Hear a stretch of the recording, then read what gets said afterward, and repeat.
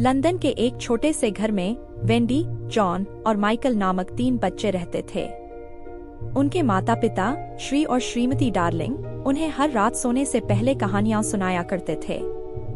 उन कहानियों में सबसे अधिक प्रिय थी पीटर पैन की कहानी, एक ऐसा लड़का जो कभी बड़ा नहीं होता और नेवरलैंड नामक एक जादुई भूमि में रहता है।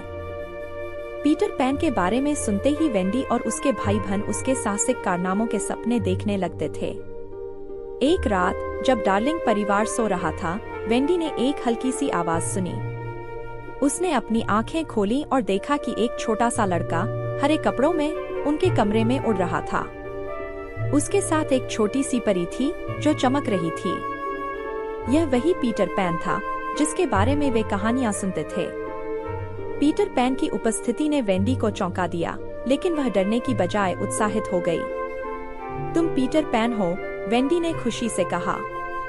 पीटर ने हंसते हुए कहा, हाँ, मैं ही पीटर पैन हूँ। क्या तुम और तुम्हारे भाई बहन मेरे साथ नेवरलैंड चलोगे? वहाँ तुम्हें उड़ने का मजा मिलेगा और ढेर सारे रोमांचक अनुभव होंगे। वेंडी और उसके भाई बहन इस प्रस्ताव को ठुकरा नहीं सके। वे तीनों पीटर पैन के साथ नेवरलैंड जाने के लिए तैयार हो गए।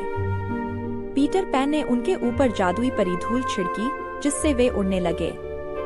और फिर वे सभी रात के आकाश में उड़ते हुए नेवरलैंड की ओर चल पड़े। नेवरलैंड एक अद्भुत स्थान था जहां समय का कोई बंधन नहीं था। यहाँ पर समुद्री डाकू, परियां, जलपरियां और खोए हुए बच्चे रहते थे।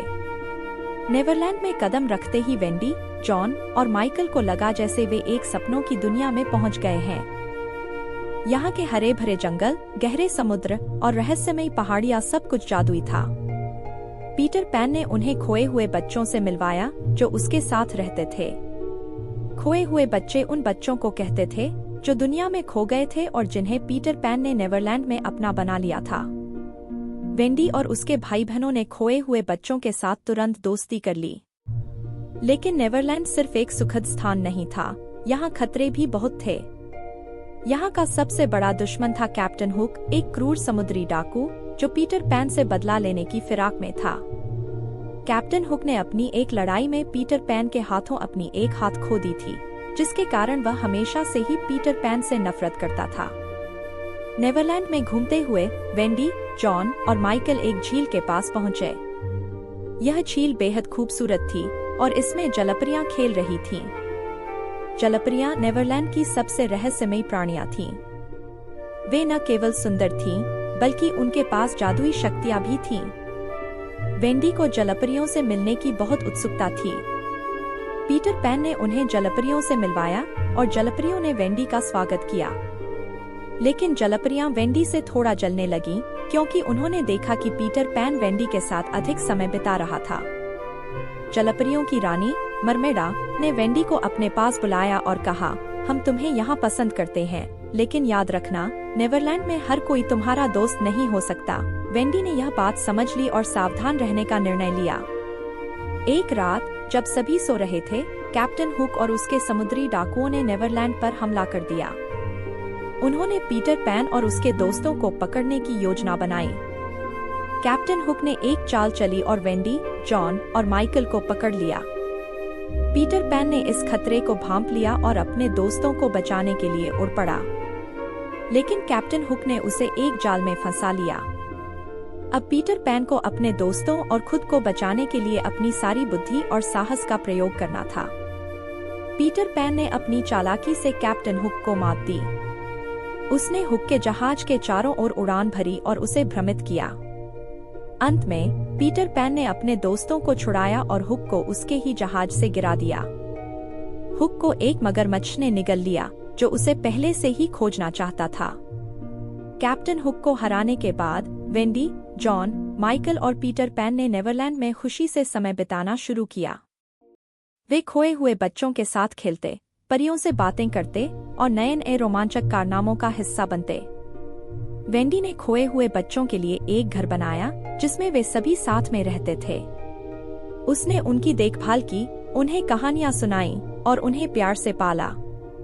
वेंडी का यह प्यार और देखभाल खोए हुए बच्चों के लिए एक नया परिवार साबित हुआ। लेकिन वेंडी के दिल में एक चीज की कमी महसूस हो रही थी, उसका अपना घर और माता पिता।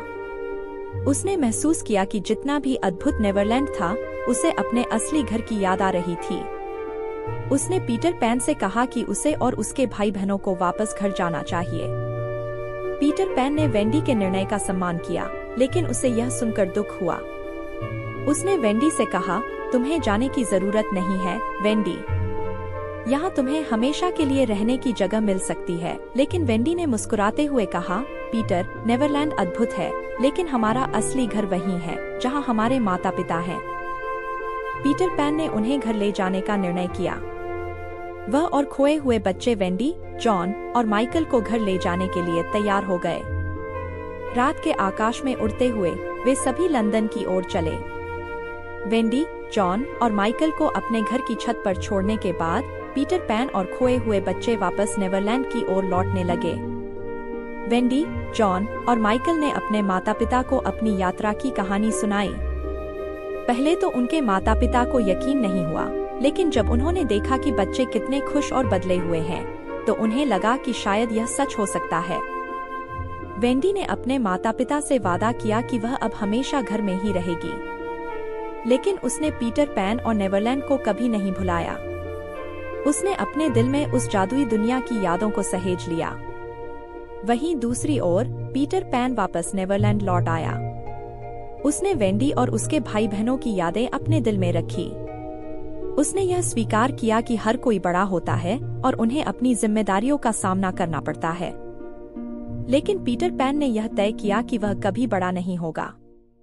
वह हमेशा एक बच्चे के रूप में नेवरलैंड में रहेगा, जहां वह अपने खोए हुए बच्चों के साथ नई नई रोमांचक यात्राएं करेगा।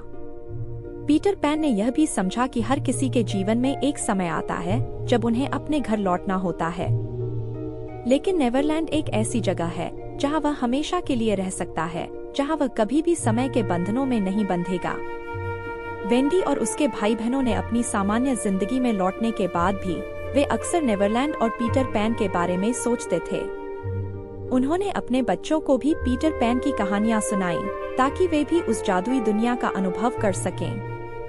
लेकिन वेंडी को यह भी पता था कि पीटर पैन और नेवरलैंड असल में एक प्रतीक थे, बचपन के सपनों और कल्पनाओं का प्रतीक।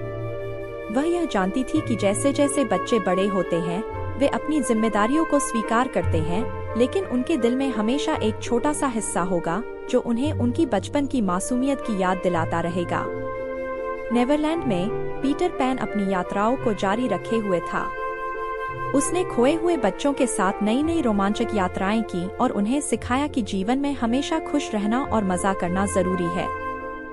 पीटर पैन के इस जीवन का सबसे महत्वपूर्ण संदेश था, हमेशा अपने दिल के बच्चे को जिंदा रखो, और यही संदेश उसने वेंडी और उसके परिवार को भी दिया। वेंडी ने अपने जीवन में इस संदेश को अपनाया और अपने बच्चों को भी इसे सिखाया।